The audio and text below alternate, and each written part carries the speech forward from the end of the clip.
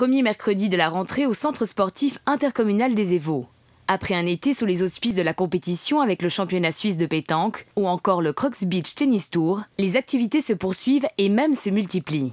Nouvelles installations pour les plus jeunes et cartes à pédales pour les enfants. À l'origine de cette petite révolution, Étienne Gomez, nouveau directeur du centre depuis le mois de mars dernier. Il y avait très peu d'infrastructures pour les familles. Donc il y a beaucoup de choses pour les sportifs, il y a un espace détente, loisirs pour les familles, mais il n'y a pas de jeux d'enfants ou de choses qui sont vraiment adaptées pour les familles avec des petits-enfants. Donc il y avait un bloc de jeux pour les 4 à 12 ans. Et puis depuis que je suis arrivé, je me suis attelé à pouvoir rajouter des jeux pour les tout petits, déjà les 1 à 4 ans. Avec ses espaces naturels et de loisirs, le centre des Évaux est certes une halte très prisée par les familles. Parmi ses attractions principales, le petit train traditionnel dit le tortillard des Évaux et depuis février passé, le premier accrobranche de Genève, le parc aventure des Évaux. C'est un partenariat avec une entreprise privée, donc des professionnels d'acrobranche, on va dire, qui ont déjà des parcs en Allemagne et puis en Suisse allemande, qui ont mis en place ce parc aventure sur les Évaux. Et puis alors ça a redynamisé en termes de venues sur le parc. On a dû trouver des solutions comme par exemple fermer l'accès au parking qui se trouve devant le bâtiment.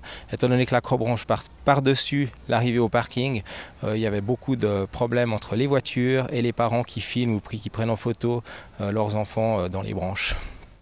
Côté restauration, la donne a également changé. Dans l'attente de la réouverture du restaurant Le Moulin des Évaux en cours de rénovation, une sympathique buvette a pris place face au terrain de beach volley.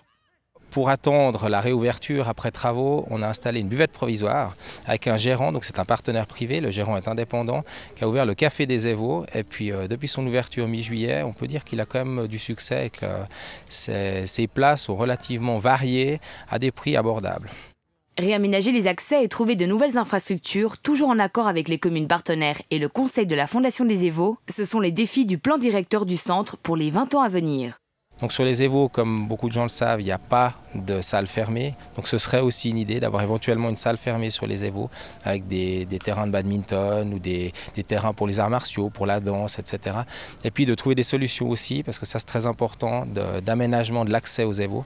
Il n'y a qu'un chemin qui arrive aux Évaux qui est une impasse, le chemin François Chavat, qui pose souvent problème pour les riverains et puis même pour les déplacements des gens qui viennent nous voir. Une nouvelle image du centre intercommunal des Évaux verra le jour courant 2014. Un nouveau logo et un nouveau site internet sont déjà à l'ouvrage.